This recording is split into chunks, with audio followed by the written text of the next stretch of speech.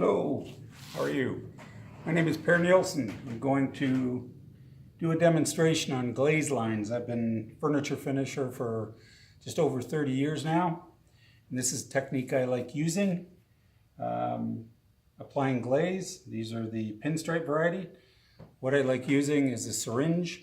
You can get them at any agricultural supply store. They're basically used for injecting livestock. I prefer the 18 gauge needle tip on it. Before I use it, I'll take some fine sandpaper or even a metal file and I just round the tip, get rid of any sharpness, so when you're putting the glaze line on, it's not going to dig into the product that you're glazing. I'm just going to do a little drawer front, and I'll just go through and, hopefully everything goes good and you can try it yourself. A little bit of practice. The glaze I'm using is called tinny brown, so it's a medium to dark brown, and it's going on an off-white piece that's just been coated with 2 coats of primer, nice and smooth. To get started, I'll just take the syringe, put a little bit of pressure just to squeeze out before we get started here. There we go. I also like to take the glaze and I'll put it through a fine cone filter and then draw it from there into the syringe. It just helps take out any gunk that's in the glaze, and that way it doesn't clog up your needle tip. Piece I'm doing is just got 2 glaze lines against the inside panel. I'll go ahead and do the piece and then I'll show you what it looks like. It gives a very clean look. It's not very messy, so if you want that clean look, this might be the way for you. I know finishers are a very finicky bunch.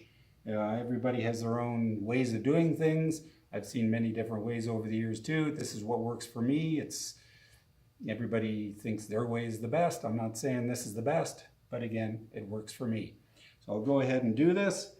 I just take it, put it in the corner, very little pressure going down onto the piece. Might want to practice just to get the pressure right on the plunger, and I'll just go ahead and get this piece done, show you how quickly it can go. Just drag it along, get to the corner, go up the other side. Then I go back to where I started and I'll do it again.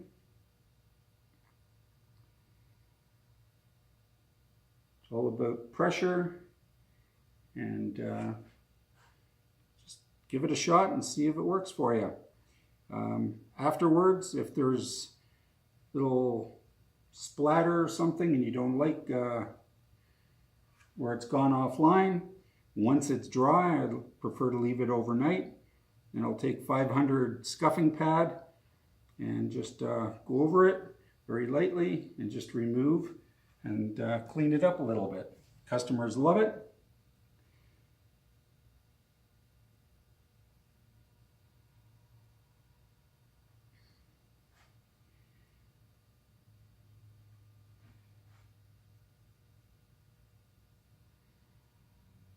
Do the second one. Pull it out. There we go. Once you get the hang of it, I find it goes very, very quick. There's no mess to clean up. I've seen a lot of other finishers just apply a lot of glaze and then they wipe it down to get the look they want. There's a place for that, I guess, but this one works for me. And there it is, a nice finished piece with nice clean glaze lines. Give it a shot, practice a little bit, and it might be a technique that you can use. Anyway, hope you enjoyed this tutorial, and see you again. Thank you.